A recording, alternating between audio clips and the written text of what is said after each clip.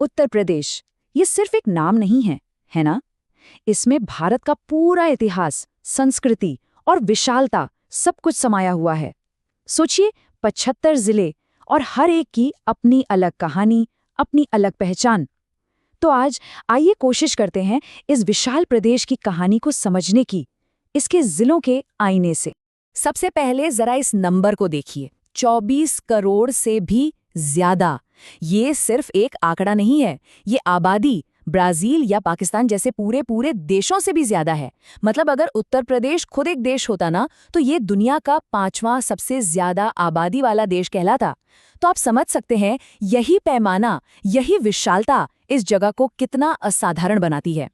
तो सवाल यही उठता है कि भाई इतनी बड़ी, इतनी विविध जगह की कहानी बताई कैसे जाए। सिर्फ फैक्ट्स और फिगर्स गिना देने से तो काम नहीं चलेगा, है ना। इसकी रूह को, इसकी आत्मा को समझना है तो हमें इसे अलग अलग एंगल से, अलग अलग नजरियों से देखना पड़ेगा।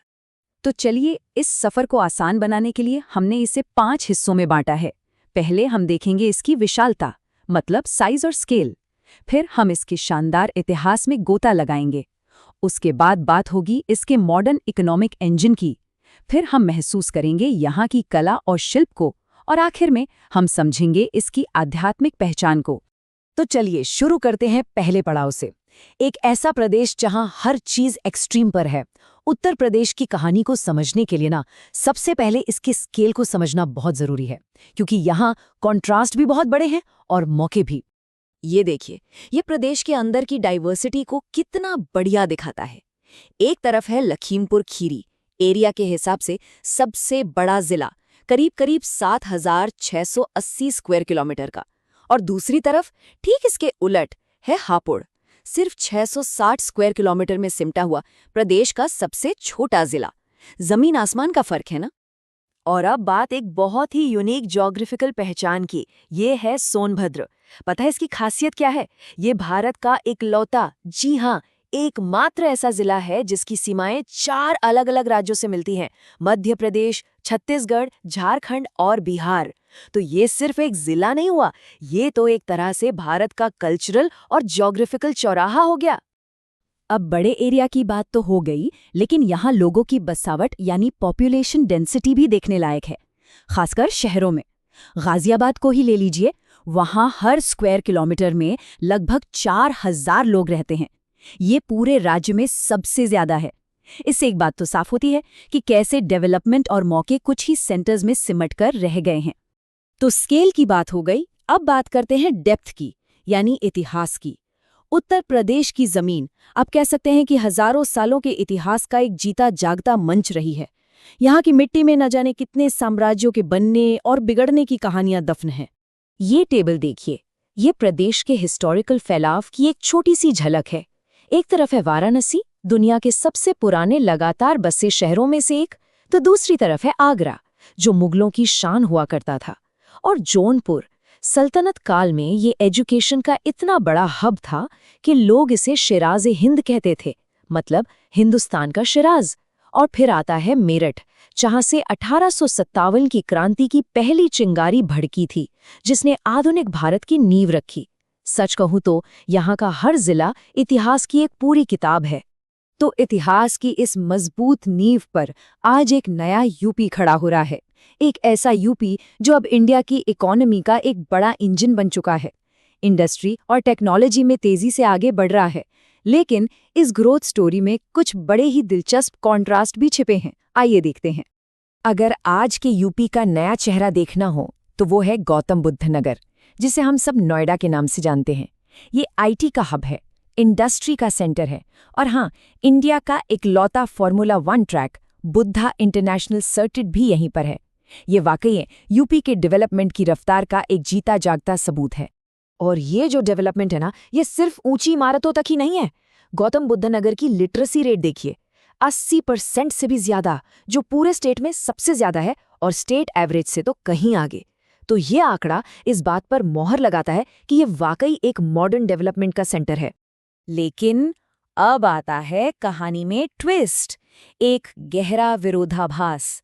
एक तरफ है सबसे ज्यादा लिटरेसी वाला मॉडर्न जिला गौतम बुद्ध नगर, और दूसरी तरफ है सबसे कम लिटरेसी वाला जिला श्रावस्ती, और विडंबना देखिए, श्रावस्ती वही ऐतिहासिक जगह है जहां भगवान बुद्ध ने अपनी जिंदगी के सबसे ज्यादा उपदेश दिए थे। मतलब प्राचीन ज्ञान की धरती और आज की सबसे बड़ी चुनौती। क्या कमाल का कॉन्ट्रास्ट है। चलिए एक बार फिर सोनभद्र लौटते हैं, लेकिन इस बार एक बिल्कुल अलग एंगल से। यहाँ कोयले के इतने बड़े भंडार हैं और इतने सारे थर्मल पावर प्लांट्स हैं कि इससे इंडिया की एनर्जी कैपिटल भी कहा जाता है। तो सोचिए, ये जिला सिर्फ 4 राज्यों को जोड़ता ही नहीं है, बल्कि देश के एक बहुत बड़े हिस्से को रोशन भी करता है। अब बात करते हैं उत्तर प्रदेश की कला और कारीगरी की।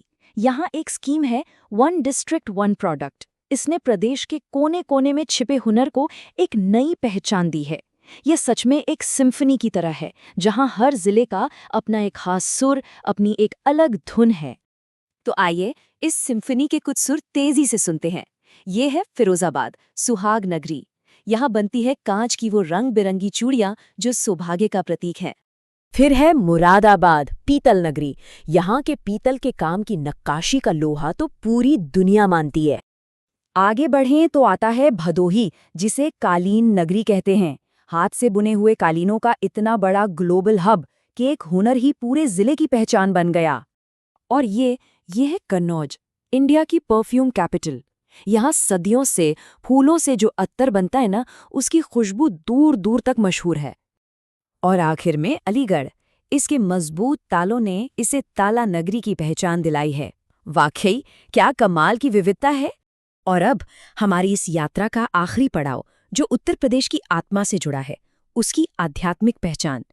ये सिर्फ एक प्रदेश नहीं, ये दुनिया के कई बड़े धर्मों के लिए एक पवित्र जमीन है। एक ऐसा संगम है जहां आस्था की अनगिनत धाराएं आकर एक हो जाती हैं। देखिए, ये जमीन हर आस्था का कैसे सम्मान करती है। हिंदुओं के लिए यहाँ गंगा किनारे बसा सबसे पवित्र शहर वाराणसी है। बौद्धों के लिए कुशीनगर है, जहाँ भगवान बुद्ध ने अपना शरीर त्यागा था। कौशाम्बी को देखें तो वो जैन और बौद्ध दोनों के लिए पवित्र है। और बाराबंगी में देवा शरीफ की दरगाह सूफीवाद का कितना बड़ा केंद्र है।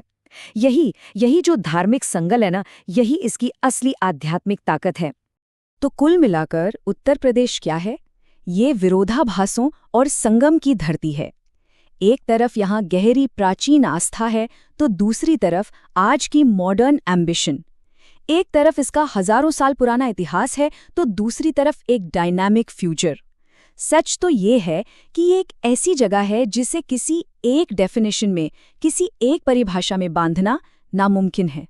तो सोचिए, एक ऐसा प्रदेश जहां ब्राजील से भी ज्यादा लोग रहते हैं और जिसके हर जिले में एक नहीं बल्कि हजारों कहानियां हैं। ये अपनी चुनौतियों से लड़ता भी है और अपनी ताकत से पूरी दुनिया को हैरान भी करता है। अब सवाल सिर्फ एक है, इस विशाल, इस जबरदस्त कहानी का अगला चैप्टर क्या होगा?